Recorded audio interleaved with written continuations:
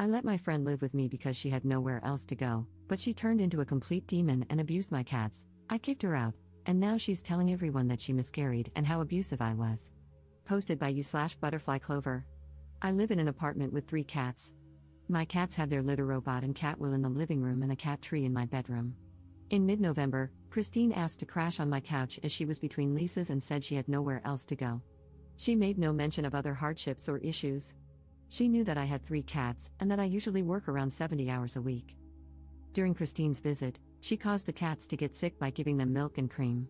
I asked her not to feed the cats anything, and the next day, Christine threw out almost $70 worth of cat toys, tried to throw out the cat wheel because it didn't match the aesthetic of my living room, gave the cats milk, which led to diarrhea, and then refused them access to the litter robot, locking them in my bedroom. After 4 days of this, I had enough and demanded that she return the key and leave immediately. After she left, I discovered that she had ruined the cat tree as well. A week ago, Christine began posting photos of my cats on her social media, insinuating that they were hers. She mentioned that she had stayed with me and that I had kicked her out when she was in intense pain due to a miscarriage, so she had to move in with her parents, who live nearby. However, the one good thing is that apparently, my cats inspired her to get her own, who apparently look exactly like mine. If my cats were named Apple, Pencil, and Daisy, then hers are named Banana, Eraser, and Rose. I commented that these were my cats, and that I had only let her stay because she lied about having nowhere else to go. Since I'm high risk and we were in the middle of a pandemic, I wouldn't have let her stay otherwise. I also said that she had gotten herself kicked out by abusing my cats, then started listing expenses and damage costs, and asked when she could reimburse me for the damages that had occurred. She responded that the photos were of her cats, that she couldn't afford to pay me back, and that she was a responsible pet owner because she had done a week of research.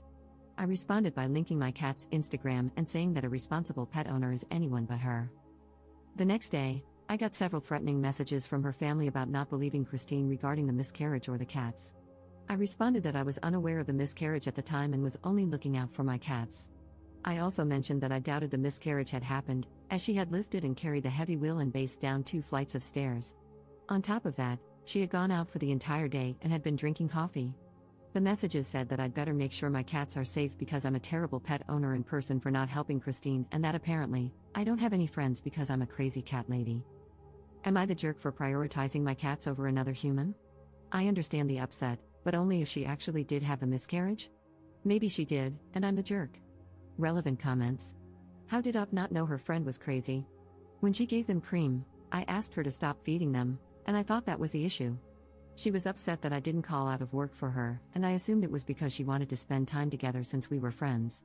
I didn't know about the milk until the day she decided to throw things, remove the cat wheel, and I basically kicked her out the next day. I didn't find out about the miscarriage until last week when she started posting the photos. Christine has been questionable in the past, but it's always been little things, like saying she had salad for lunch when she actually had pizza. Perhaps I missed a bunch of red flags, but I also work a ton at essential jobs, and am not home for most of the day. To clarify, she stayed for a total of 3.5 days. On the 3rd day, she messed with the stuff.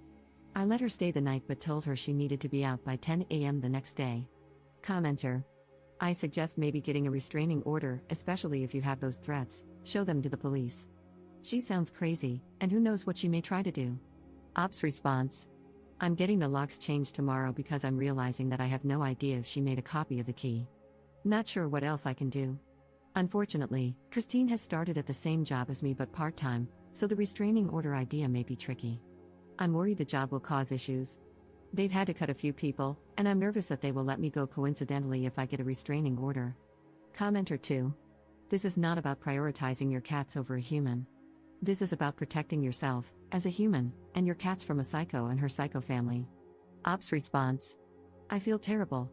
She says that I'm not entitled to the knowledge that she was miscarrying when she was in my apartment. I agreed but added that miscarrying doesn't excuse her hurting my cats and messing with their stuff, which led to everyone saying that she's having a hard time and that they're annoying. I was like, then she didn't have to stay or keep giving them milk. Update 4 months later. Hey everyone, it's been a while, but here's my update lol. Unfortunately, the subreddit wouldn't let me post an update there, so I'm just posting it here. A day or so after I posted the original post, Christine and her boyfriend tried to break in with a crowbar and a hammer. Yikes. Fortunately, I had taken the night off work and was actually responding to Reddit comments when my neighbor texted me, asking if I knew there were people outside my window. I had no idea. The police were called, and Christine told them she had left her jacket in my apartment and was just trying to get it back. When I said there was no jacket there, she changed her story to me abusing the cats, but I think it's abundantly clear that my cats are not abused. Both Christine and her boyfriend were arrested, and I haven't seen Christine since. I was looking through some screenshots of Christine's social media and, to my horror, realized that some of the photos were taken after she moved out, and that I wasn't the one who took them. The cats had collars I had gotten them for the holiday season, my Christmas tree, which went up on December 6th, was visible in some of the photos, and so on. The next thing I did was go through the footage recorded on my pet cams while I was at work, and I wasn't surprised to find out that Christine had been letting herself into my apartment to take photos of my cats and eat my food. I submitted this as a follow-up to the police report I had made. Since then, my mental health has been on a rough ride. I did get the locks changed after the attempted break-in, but realizing that Christine had been in my apartment multiple times without me knowing really threw me off. Christine never showed up at work again, and there was some gossip that she had ended up in an in-person psychiatric care facility. I didn't know if she still had access to the schedule, so my paranoia got pretty bad. I was also uncomfortable working with Christine's friends as my co-workers, so I ended up putting in my 2-week notice in mid-January. I also decided I wanted to move, but it was really difficult finding a place that accepts 3 cats. My move was finalized in late February, and I was able to move in early March. I injured my wrist right before the move, so it took me 2 weeks longer to move, couldn't move too much at once, which definitely stretched my savings since I was paying rent for 2 apartments, plus 2 security deposits and such. But since then, I've been working and continuing therapy and outpatient psychiatric care. Maybe I'm a wuss, but it was definitely a little traumatizing to realize how close I got to things turning out differently. Recently, late March, Christine messaged me asking if we could talk. I was hesitant but eventually called her, and she apologized for scaring me and asked if we could still be friends. I said I didn't know because I no longer trust her, and she accepted that. We haven't talked since.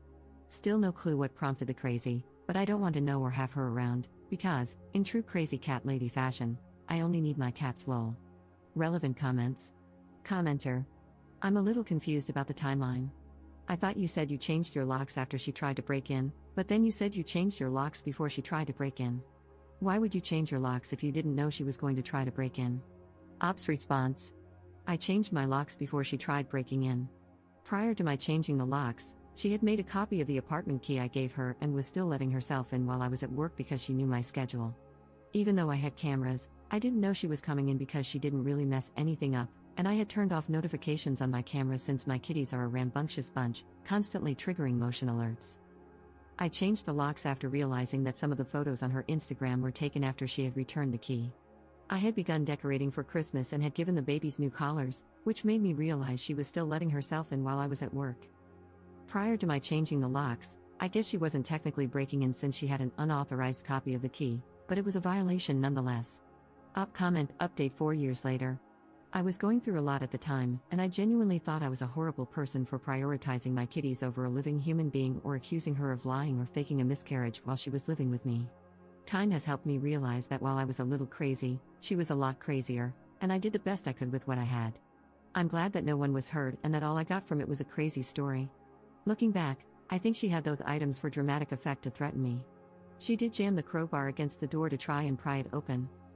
I blocked her and moved on, and she hasn't bothered us since. Things have gotten significantly better.